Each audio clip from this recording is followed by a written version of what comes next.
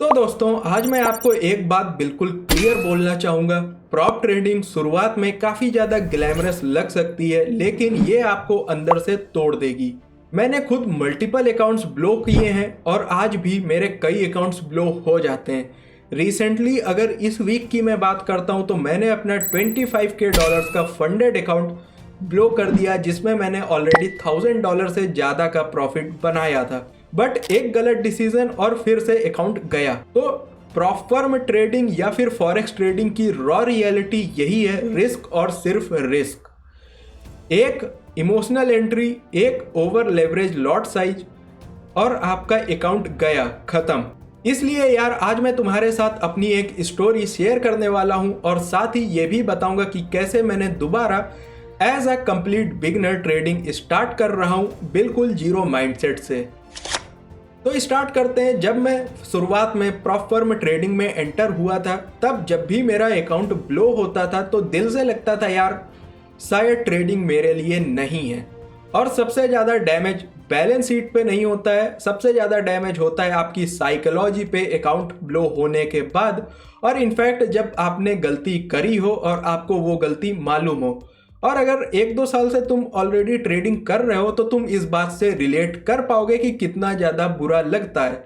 और इसी struggle phase में जब मैं ट्रेडिंग में क्लियरिटी ढूंढ रहा था, तब मैं पहली बार एक प्रॉप फर्म से मिला था जिसका नेम है द फाइवर्स, 5% भी कई लोग बोलते हैं। फिर जब मैंने पहली बार द फाइवर्स को देखा तो ऑनेस्टली मैं काफ़ी ज़्यादा अट्रैक्ट था, बिकॉज इनके स्प्रेड्स एकदम क्लीन थे, रूल्स काफ़ी ज़्यादा फ्लेक्सिबल थे और जो स्केलिंग प्लान था मतलब उसकी तो बात ही छोड़ दो। और अगर तुमने इनका स्केलिंग प्लान चेक किया होगा हाई स्टेक का, जहाँ पर ये लोग मंथली सैलरी ऑफर करते हैं, उसने मुझे सबसे ज़्यादा अट्रैक्ट किया था। लेकिन प्रॉब्लम ये थी कि मैं बिगिनर था, mindset weak, discipline almost zero. और उस टाइम पे मैंने फाइवर्स के मल्टीपल अकाउंट्स ब्लो किए, इंक्लूडिंग 100 के हाई स्टेक्स एंड 10 के हाइपर ग्रोथ अकाउंट। हाँ भाई, दोनों उड़ा दिए। उसके बाद मैं लिटरली फ्रस्ट्रेट हो गया और मैंने डिसाइड किया कि बस यार अब फाइवर्स का अकाउंट नहीं लेना है, बिकॉज ये थोड़े कॉस्टली भी थे and I completely stop buying their accounts. अब तुम्हें ये पता है कि यार एज अ बिगिनर हम लोगों के पास उतना कैपिटल नहीं होता है कि इतने कॉस्टली अकाउंट हम लोग लें। बट इनफैक्ट अगर आज की मैं बात करता हूँ तो अगर इनके अकाउंट्स की प्राइसिंग देखता हूँ या फिर स्केलिंग रूल के हिसाब से जज करता हूँ तो प्राइसिंग कुछ भी हाई नहीं है। But the thing is, in proper space आपको काफ़ी सारी ऐसी प्रॉपर मिलती हैं जहाँ पर आपको डेली बेसिस पे काफ़ी ज़्यादा हैवी डिस्काउंट देखने को मिलता है, जिसकी वजह से हम लोग इस तरह की जो एक्चुअल रिलायबल फर्म है इनको छोड़ देते हैं और न्यू फर्म्स की तरफ अट्रैक्ट हो जाते हैं। बट इस तरह से चीज़ें बिल्कुल भी नहीं चलती हैं। सो यार आज मैं दोबारा से फाइवर्स की वेबसाइट को चेक कर रहा था और अपने हब को भी ओपन किया और सारी पुरानी यादें ताज़ा हो गई।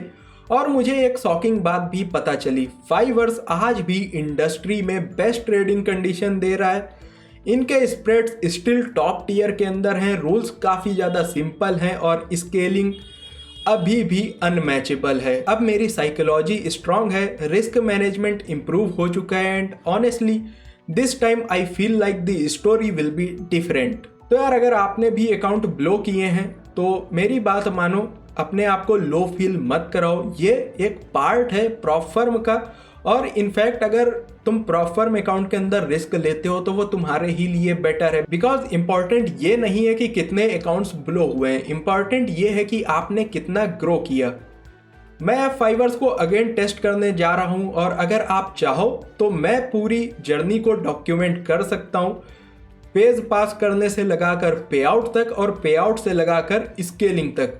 तो आप लोग कमेंट में बताना कि आप लोग इस तरह की कोई भी सीरीज चाहते हो या फिर नहीं चाहते हो। तब तक के लिए इतना ही, मिलते हैं किसी नेक्स्ट वीडियो में। Till then trade smart, trade safe, stay consistent.